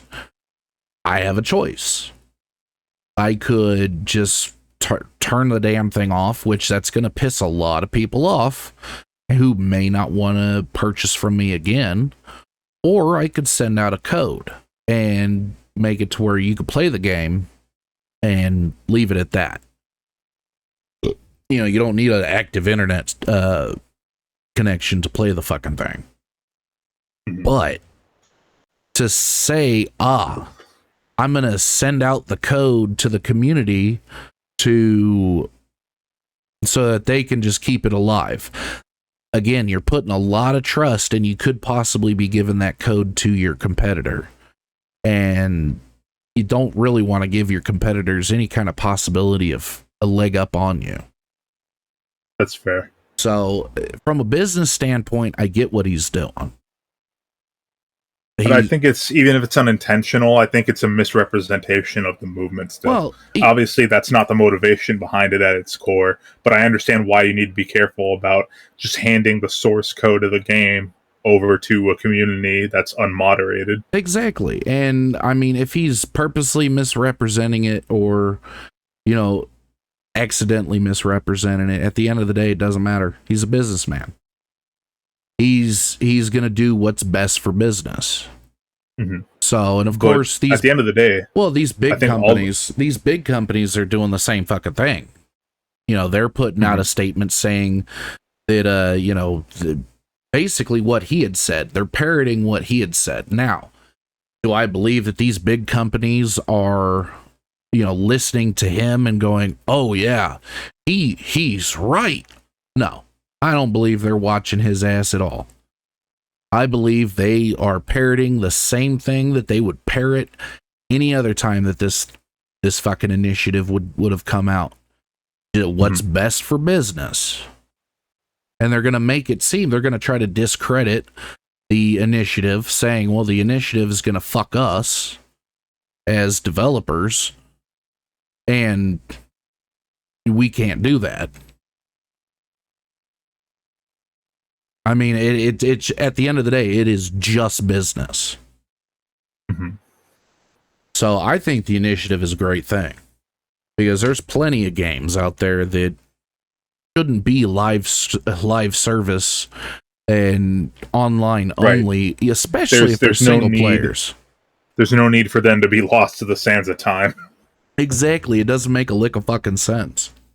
But to sit here and say like, oh, well, Pirate Software is getting the hate that he deserved. No, there are people calling him out, sure. And that, as a business person, that you should expect that. People are going to call you out on your bullshit. But the amount of calling out that he's getting, to the point of like death threats, yeah, that's not right. Don't allegations. You know, it's funny because before we hopped on here, I saw a video of somebody accusing him of sexually manipulating and financially manipulating them. Which, it's just like, why didn't you? This guy's been popular for a while. And now all of a sudden you're coming out with these allegations? Come on. Like, the dude's coming at it from a business standpoint. It is what it is. Now, granted, do I enjoy the guy's content? No. I don't enjoy hearing how he's worked for Blizzard, or, you know, how he likes to talk down to people with Microsoft Paint. You know, like they're stupid. I'm not a fan of that. You know, I've seen some of his shit, and it's just like, you're real condescending. Yeah. Like, there's definitely a lot of ego there. Yeah, and I mean, I get it. You know, we all have to have some kind of ego to an extent, but, you know, I don't enjoy the guy's content, but I'm also not going to slight the guy, you know, because at the end of the day, he's a businessman. He's going to try to make money, and he's going to do what's best for business. Just like any of these other companies. Should he be held to the same standard as the rest of these companies? Yeah, 100%. Will I buy the game that he's planning on putting out, or any of the games that they have put out? No, because I don't agree with their business motto. But I can understand when it's just business. Mm-hmm. You know, all these people that are, oh, fuck him, oh, he needs to die. I hope he loses everything. Like, Jesus. Like, you're really gonna go full in on this guy. That's kind of fucked. But no, I hope that this initiative gets full traction. I hope it gets passed. I hope it's the stepping stone to where every country in the world goes, yeah. You know, if you're done with the game, that doesn't mean I'm done with the game. Right. You know, and I hope that some kind of reasonable outcome happens, because expecting the companies to put out the source code or the code for the game or anything like that, unrealistic. But sending out a code to keep the game alive, that's completely realistic in the realm of possibilities. Mm-hmm. You know, and if people want to keep or create a server for the game, fucking let them. Fucking let them. Yeah, I mean, you don't need these entire server farms to like host servers for these games. I mean, like Lethal Company was made by one guy, and that game is insanely popular. Well, and he doesn't have an entire server farm last time I checked. Well, and I don't know, but I wouldn't suspect. Well, and you can, you know, can run a server off of a cheap PC. I mean, it's right. You know, at the end of the day, I mean, it's not that difficult. But you know, I mean, hell, you could even take it a step further. Put a code out there that, you know, is killing off the live service bullshit and the active internet connection. And then throw out a program out there. If you want to do your own server, use this program. That way they're not getting access to certain, you know, files and shit that, you know, you wouldn't want your competitors to have. Yeah. I mean, it's not unreasonable. And the guy's not asking that they keep their shit open, you know, for all of eternity, because that's unrealistic to ask of somebody. Right. You know, it's one of those things where the initiative itself is not asking the fucking world. It's just saying like, hey, we're killing your fucking games. We're making them unplayable because you've given up on them, or and it's not just Ubisoft. It's a lot of big companies that are just saying like, oh, hey, well, we're done with this game. Fuck you. I mean, hell, I was a huge fan of SOCOM US Navy SEALs. That was the PlayStation 2, PlayStation 3, you know, franchise. And I ended up getting SOCOM, I think it was SOCOM 4. Can't play the fucking thing. Cannot play the fucking thing. Because I think it was a live service and it just says, yeah, I can't play the game. Oh, man, that sucks. Yeah. I was so pissed because I wanted to play that game. Then I got another SOCOM game at the same time, which it's multiplayer. Found out it's still in the plastic. I never opened it because I found out that I couldn't play it. It's gonna be a fucking eBay relic one day. Well, I ain't selling my shit. I keep it, but no, I think, yeah, I think there should be something there, because I mean, as a company, you want to keep your consumers happy for the most part, reasonably happy. You know, you want your consumers to come back, and killing your game off isn't going to bring them all back. It may bring back some of them. Hell, it may bring back a lot of them, but it won't bring them all back. Because you're killing off a game that they've fallen in love with. So there's got to be some kind of compromise there. Because eventually you're going to run out of consumers because you killed off all their fucking favorite games. Right. I mean, especially with pretty much all games going in the direction of live service nowadays. Yeah. And being electronic. You know, not physical, it's just electronic. You know, you're going to have a lot of people pissed the fuck off. I mean, fuck, I remember, I don't remember, they're starting to go into the pathway of non-physical now. Yep. Oh, I mean, well, Nintendo's a great example of that with the Switch too, because you buy a physical copy. It's not like the cartridge. It's basically they just sell you a case with the instruction manual for the game, and then like a code or something, right? so from my understanding, that one was misrepresented. So Nintendo is giving companies the ability to do that if they, don't want to create physical copies, quote unquote. Oh, okay. You can have a quote unquote physical copy, but Nintendo's still going to have physical cartridges. I mean, I get that it cuts down on mass production pollution and stuff like that, because you're not having to produce hundreds of thousands of cartridges that use metals and plastics and stuff like that. And I suppose that's good, but well, the way it was represented though was that you're not getting physical. Period. You're just getting a case. You're paying extra money for a piece of plastic, and but that's only going to apply to certain games if they want to. Yes. Gotcha. So okay. That was I had read that and I was like, okay, that makes more sense. It's just like, okay, you're not getting I'm not happy about it. I think that's stupid, because if I'm going to buy a physical copy, I expect a physical copy, not a virtual cartridge. Mm-hmm. Because the point of physical is it's in your hands, it's yours, you can feel it, you can smell it. Right. But I mean, like, people will still buy the physical copies even if they're not true physical copies, because I mean, you just want to talk about cases alone. There's a whole eBay market for collectors just for game boxes. Well, yeah. And so that's beyond me. I don't understand that at all. But I mean, if it's physical, there's people that'll want to collect it.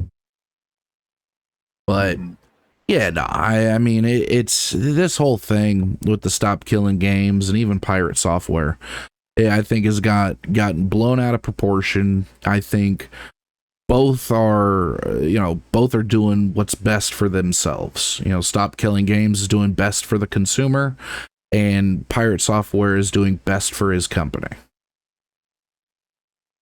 So, right.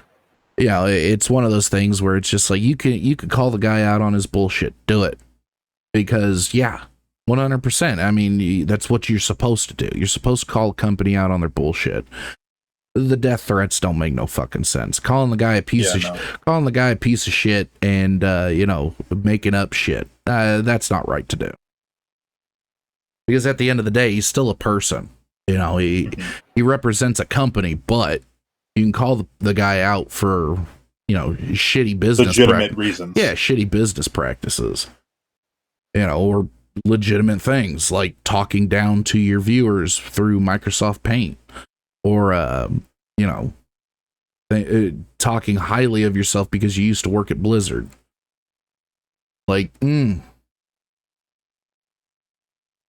But as a person, I don't fucking know the guy.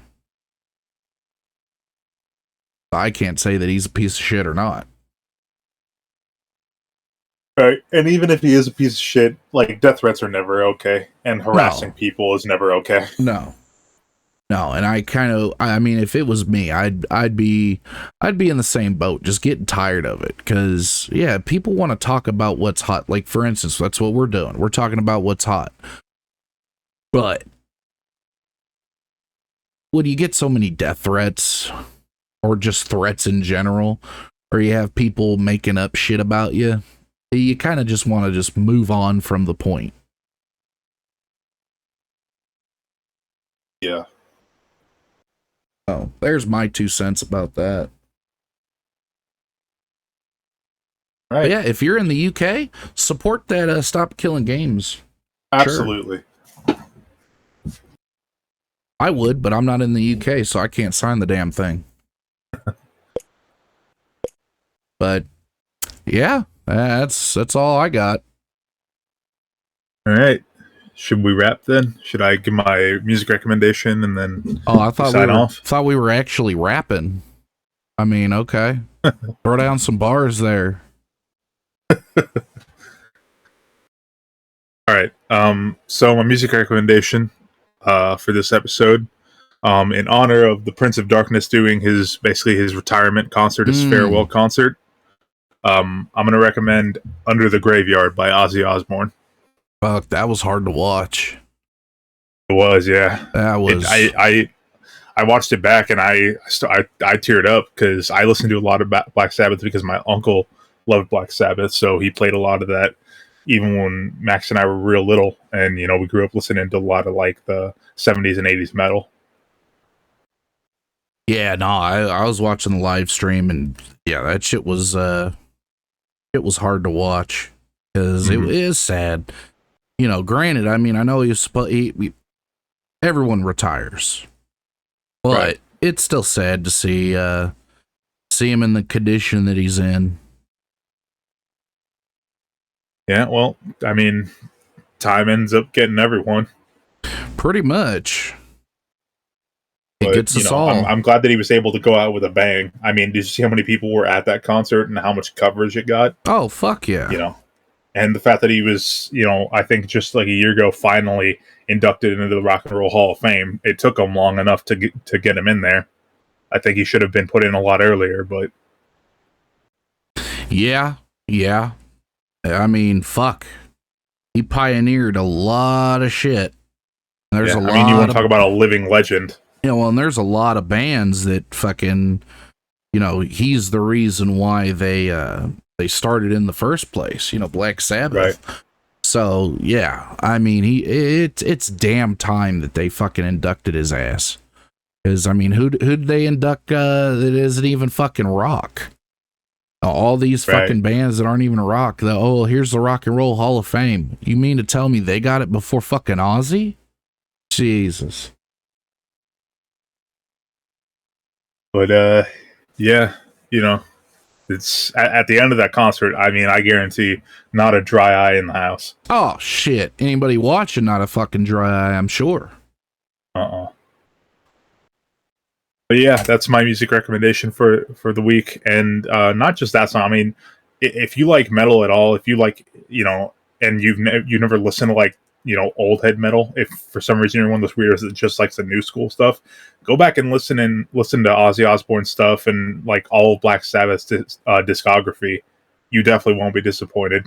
Yeah, I mean, it was the birth of like it was inspiration for a lot of modern metal bands that you see today, and I mean for good reason. Like I personally think all of Black Sabbath stuff is great. Yeah, no. 100%. But all right, folks. Hopefully you enjoyed this episode. If you can, just if you liked it, hit that like button. If you really liked it and you want to see more of our shit, just subscribe and be sure to turn on those notifications. I don't know what's going on with YouTube lately, but it is what it is.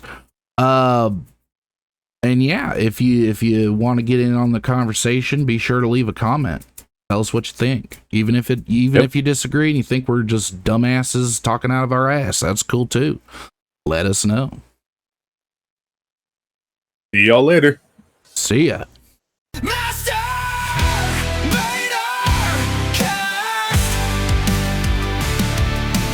Bass on the left and slacker on the right. Two idiots who masturbate all night, talking about nothing at all, just throwing shit